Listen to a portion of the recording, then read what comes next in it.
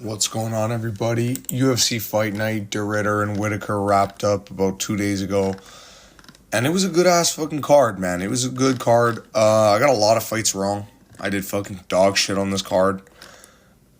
But this was the first card I did not do a main event and co-main event breakdown on. And it was because I was super busy. But honestly, guys, I know it sounds super annoying to say, but like, dude, I would have switched my pick to Reiner DeRitter. I just ended up sticking with Whittaker because I couldn't get the video out, and I was like, bro, it's kind of cheap. So my final pick was Whittaker. I was gonna say I thought Whittaker was gonna win, but this was gonna be the first card where I changed my final predictions and my main event breakdown. I was very, very much planning to pick Reiner DeRitter. But because I couldn't get the video out, I punished myself by picking Robert. I bet on Reiner, don't get me wrong. Reiner's never not made me money in his career. And he does it again. But let's get right into this fucking card. It was a fucking weird one, man. Starting out, Marcus Buchecha and Martin Baddies Budai. Budai, in my opinion, won the first and third. And I think it was very clear that he won the first and third. And, yeah, man, I bet on the Buchecha round one sub. I was very, very confident that Buchecha was going to be able to win in the first. But I did say, both on YouTube and to all my bettors, bro, Buchecha is not going to win this fight if the fight goes past the first round. Like, I knew he wasn't. And if I wasn't fucking driving during this fight, I would have fucking hit a massive live bet on Martin Budai, who was an underdog into the second round. I don't get it, bro. Buchecha's fucking terrible, horrible gas tank. He almost finished Budai in the second round. He took him down, did a lot of work on top, but his punches are just straight pillow punches, and he's got no power, no heart, no stamina. He got blobbed on, bro. Like, he got that UFC level blob, and, bro, Budai is just kind of underrated in the UFC, you know what I mean? 7-1 or 7-2, or no, 7-1. He only has one loss, bro. I think it's to fucking Gaziev, if I remember, by knockout. But Budai is very beatable. He's just not fought the right guys, and I think it's very, very fair to say Budai should get a shot at the rankings now, as he's won, I think, 4 in a row. If I check, I don't know. They probably don't even have Budai. Okay, they probably do. Because 1, 2. This was a robbery, by the way. Lost to guys. So he's won about 3 in a row. Yeah, give Budai a shot up the rankings, bro. So, give him to, I don't fucking know who the heavyweight rankings are, bro. Fucking Rizvan Kuniev. Fuck it. If that's even in the rankings, I don't even know. Moving on up the card, Muhammad I can't believe I hit the over 1.5 on this fight. I actually can't believe it. I bet on Steven Nguyen over 1.5 rounds. And the guy got, bro, fuck the stats. This guy got 11 to 12 knockdowns in this fight. Like, brutal knockdowns every single time. Yaya looked like he went out cold like 9 times out of the fucking 12 he was dropped. He got floored over and over and over again. But this guy Herzog was like, nah, Cyrus, I know you got a parlay on. Big C, I know you got a parlay on. You are not going to lose today. Then Ibo Aslan was like, just fucking jerking off on his fucking fight. But fucking, yeah, man, shout out Steven Nguyen. He got rocked badly on one point. I was like, there's no fucking way this guy chokes a 9 knockdown fucking lead. But yeah, this absolute terrorist, fucking Muhammad Yahya, absolute, like, bro, how are you in the UFC getting dropped 13 times by the other guy? The Nguyen's ass. I don't fucking get it. But moving on up the card, Ibo Aslan took on Billy Elikana, and dude, in my early picks, in my head, I was thinking Billy Elikana all day. But I decided to trust this guy, Ibo Aslan, again, and it was such a mistake, bro. Fuck Ibo Aslan, this stupid fucking bitch-ass retarded Turkish cunt. Fucking faggot. I hate this guy, bro. He just literally didn't even fight to win at all. Completely retarded. Thought he won the entire fight. I thought he lost. I thought he won the second round, I think it was. But then, yeah, he lost the third. Dude, Ebo just looked like shit, bro. He just looked very, very shitty, and Billy Elikana did what he needed to do to win. I'm surprised Billy Elikana... he shot, I think, 2 takedowns and got them both stuffed. 0 for 3. Yeah, he got all 3 of them stuffed. So this guy went to Dagestan just to stuff takedowns and not shoot them himself. This fucking retard. Bro, I don't understand people that fucking go to countries to train and not fucking use the skills that they've been fucking training with. I don't fucking get it. These guys are a fucking bunch of idiots, bro. Billy Elikana, shout out to the win. I should have picked Tabitha Ricci as well. Damn, every underdog that I thought should have won actually won. Except for fucking Salikov. But yeah, man, moving on up the card. Another fight I got wrong. Tabitha Ricci and Amanda Ribas, bro. Like, fuck, dude. Dude. Like, why? Why Ribas? Do you have to just be so shit? You won the first round. And you get elbow KO'd by this fucking industry plant. This fucking Callum Walsh was in his fucking gay-ass fucking baby shark outfit. Oh, my God. Bro, come on, man. Amanda Ribas just fumbled. And I think, bro, she's got to get cut soon. Like, she's dog shit. She has, like, fucking 13, 14 losses. Tabitha Ricci got it done. And it was a very nice elbow. Right in the eye socket of Amanda Ribas, who you could see was very hurt, and you could see when she got taken down, she just wanted to quit. She was like, oh, I'm fucking done with this shit.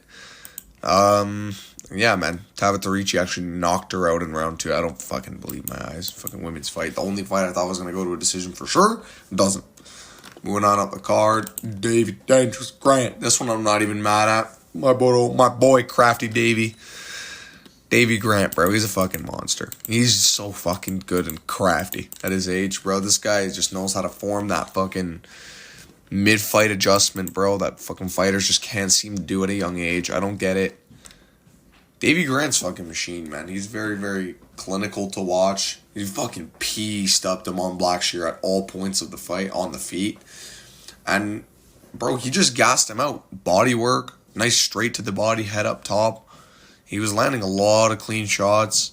Davey Grant was landing a nice low kick, nice left hook as well. And he did rock Damon Blackshear at the end of the third. And he just was just laughing at this guy, bro. This guy was...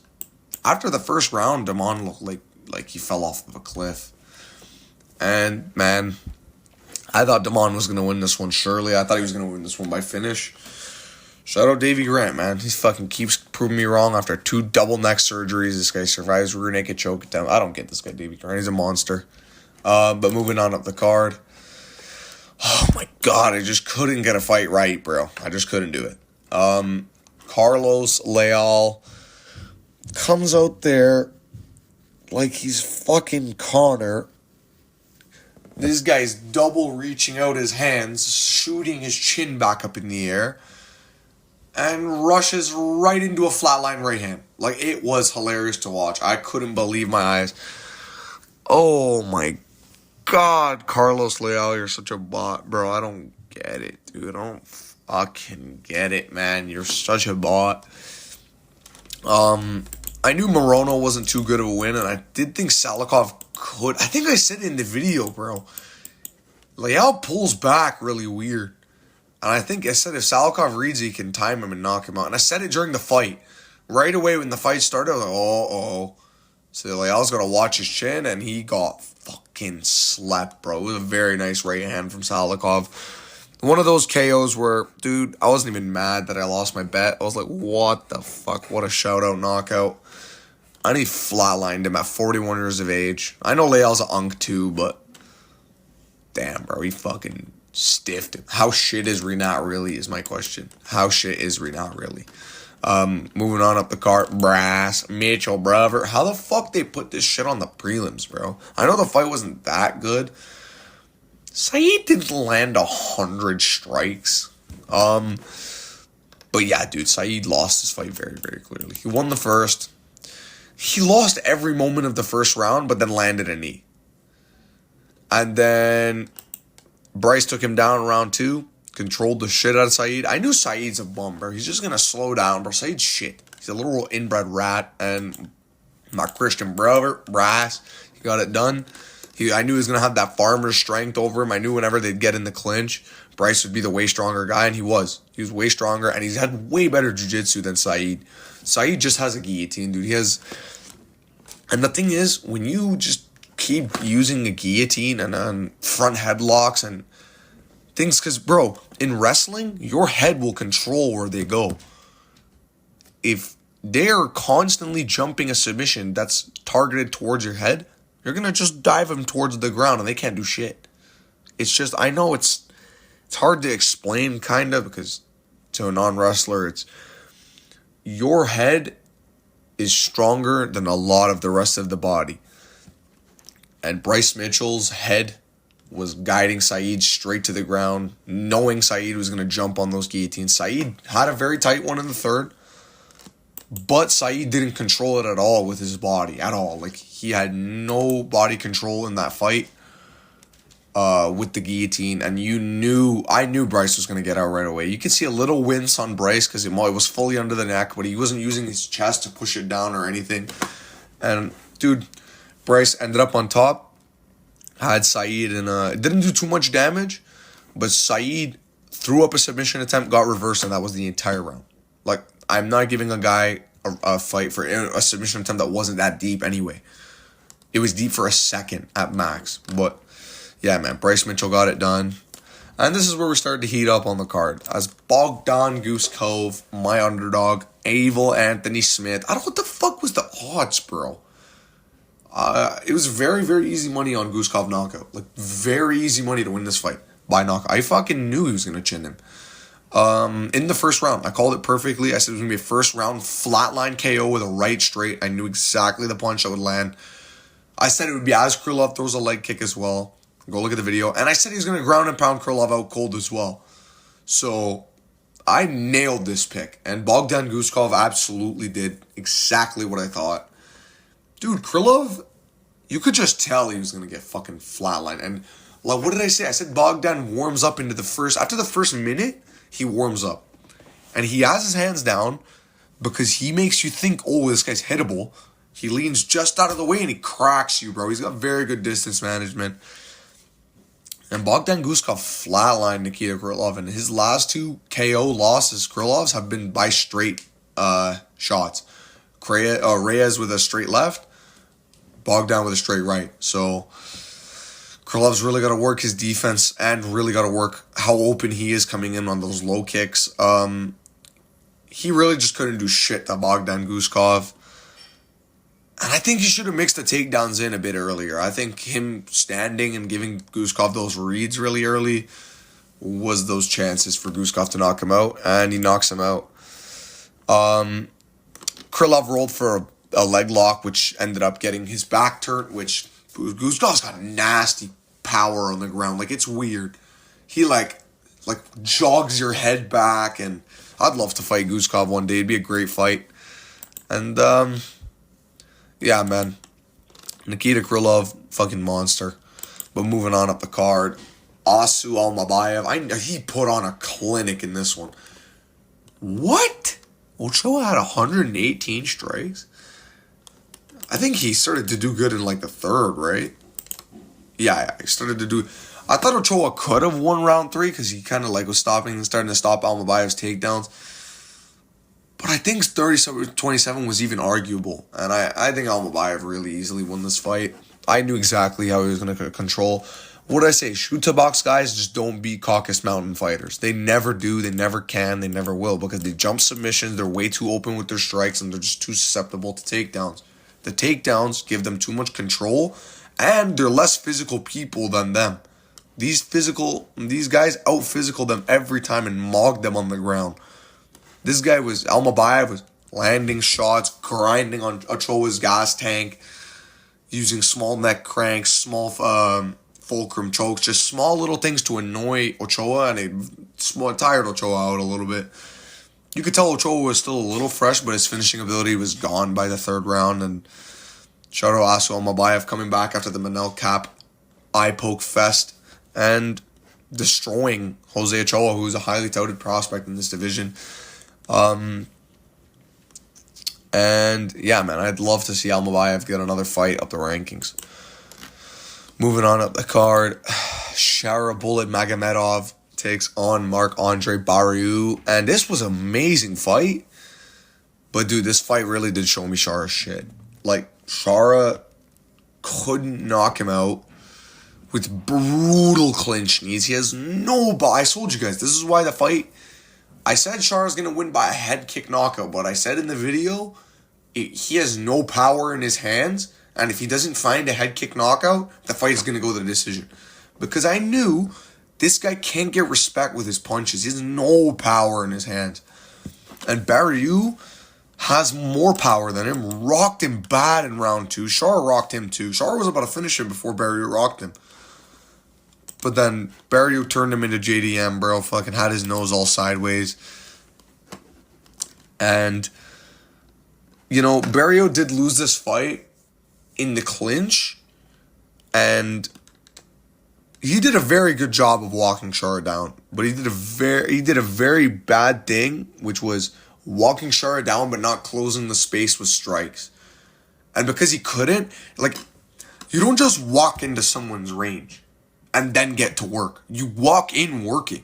You need to be walking them down the whole time. You need to be jabbing at them, slip, cross, jab, slip to the right, body shots. You need to just be throwing even little feints could work. Barriou's just coming in trudging. Just, big lugging around. Just, I'm going to land a big right on you. I'm going to get you. That's what his fucking kind of stance is. He's got the, I'm going to get you stance.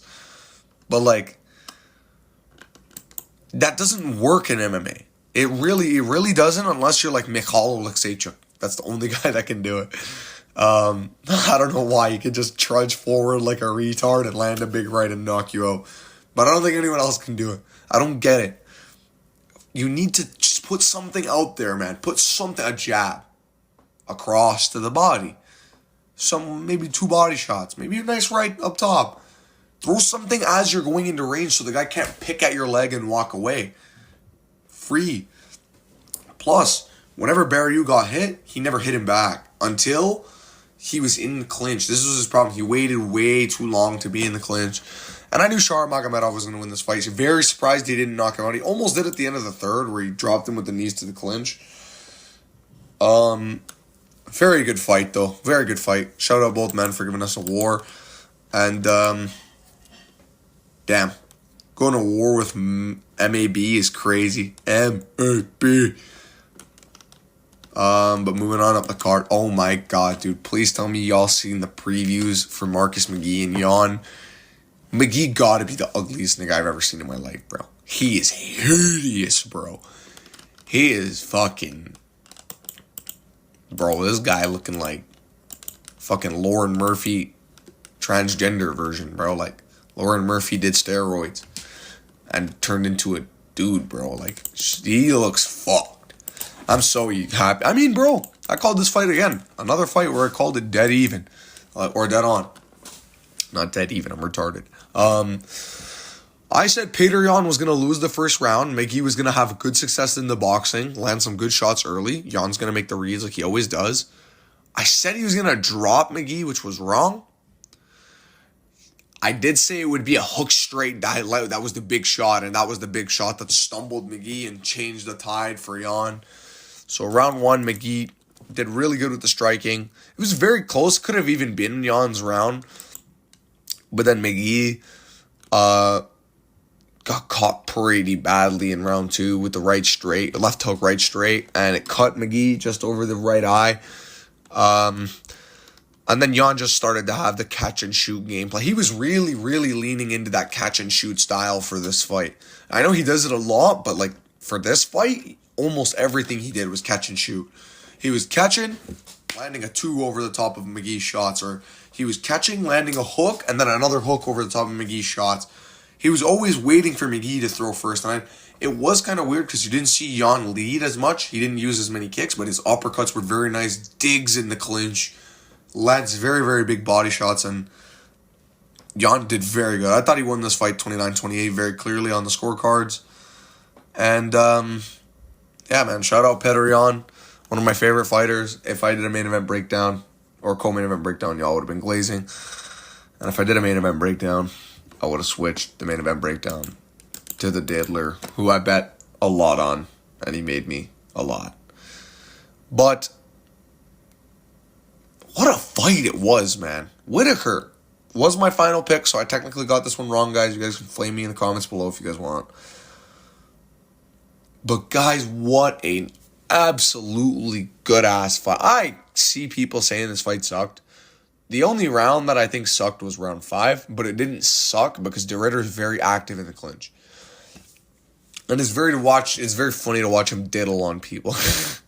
I don't know what it is about this guy. It's ostrich-looking fucking weird pterodactyl. I don't know. He just looks so weird, bro. And DeRitter is so funny to watch. You know, I want to touch the kids. I want to smell the kids. I just want to touch the kids all day. DeRitter's a fucking G. And he lost the first round. He was getting outstruck very easily in this round. In the first. Got cleaned up with his strikes. I was like, oh wow, Whittaker's tuning DeRitter. But the first knee DeRitter landed in the body, I'm like, oh, Whittaker's done. Like, Whittaker's super tired. You could tell DeRitter landed it right on the solar plex, and I think the reason DeRitter lands it is that guys think he's so open because he's striking so awkward that they throw fully extended strikes. And I'm one of these guys in my gym who lands I get a lot of knee to the body TKO, like a lot of them. It's very, very normal for me. And the more I find the more overextended a guy is, obviously the more damaging the knee is going to be. But if you catch a guy right in the solar plex as he's coming in, multiplying that damage, he's going to get winded. And I can't believe how many Whittaker took. Because DeRitter lands right with the tip of his knee and he elevates off the back foot very well, which I do as well, where he lunges into the knee almost where he flies into it. And he comes on an upward angle, almost like a low kick to the leg. It's very, very nice that DeRitter does this stuff, and his jab is very good as well. It's very awkward, very long, and very stiff, though. Very nice jab. And he took down Whittaker in the second and started to turn the tide and landed a lot of strikes on the ground. And then moving on to the third, DeRitter was about to finish Whittaker, lands a big knee to the body, and then a jab, and Whittaker looks like he's done, and then boom! DeRitter goes down. What a fucking fight. And DeRitter's getting caught with massive elbows. I knew DeRitter wasn't going to go out, though. I fucking knew. I was like, this guy's going to survive. I was very confident he was going to survive, and he did. He did grab the gloves. That has to be mentioned. Come on, Diddler. Come on, bro. Why'd you have to diddle on Rob and grab the gloves? Whittaker was so close to getting the finish, but I just had a feeling he wasn't going to be able to get it done. He always has those knockdowns where he drops the guy badly, lands 5 elbows, and proceeds to fumble a KO. Darren Till, I'm looking at you. Then round 4, DeRitter won pretty clearly, in my opinion, just diddling all over Rob. He didn't take him down, but he diddled all over him in the clinch. He wobbled him with a jab again. And round 5, the very, very controversial round. I know Whittaker landed the way better shots in the round, but 73-30 in total strikes is such a vast difference. Like, the activity that DeRitter had, I was very, very certain DeRitter was going to get the decision. And when I saw it was split, I was like, what the fuck? Really? I was like, oh, they're going to give me a chance. But they're also going to rob my bets. But thank God they went with the bets and fuck my pick. Yeah, man. Reiner DeRitter proves the odds wrong again as an underdog. This guy's never going to be an underdog. I swear on my life again. They should do, in my opinion. I know Costa just beat fucking Kopylov. I really want to see Paulo Costa and DeRitter. DeRitter's probably like, what's his rank now? Probably like number 7 or 5. Damn, it's number 5. Bro, if you go back to my underrated video, I literally said this guy's going to get to the belt, and he's going to get to the belt. Watch. Yeah, man, that's it for the card. It was a pretty good card. In my opinion, overall, we had about, how many finishes? 1 finish. 2 finishes. 3 finishes. 4. So there was 4 knockouts. 0 submissions. A lot of decisions, a lot of boring fights, but also some great ones. And overall, my final rating on the card is going to be a 7.5 out of 10. This is the new rating system we got. And I think it was, you know what? No, I'm not going to say a 7.5. I'm not gonna go that far. Because, okay, we're going to go fight by fight. De Ridder Whittaker, it was like a nice 8 out of 10 fight. Jan and McGee, nice 6 out of 10, 7 out of 10 fight, but it's great performance from Jan. This was like a 9 out of 10, a great fight. This fight, nice 6 out of 10, 7 out of 10, nice dominant performance. Nice KO finish, which was a nice 9 out of 10. Finishes are always a 9, unless it's a bullshit finish. Bryce Mitchell getting the dub, and people say this fight was boring. It was so funny to see Saeed get fucking destroyed again. I keep betting against Saeed, and I keep making money. It's so easy. Did it with Martinez. Did it with fucking,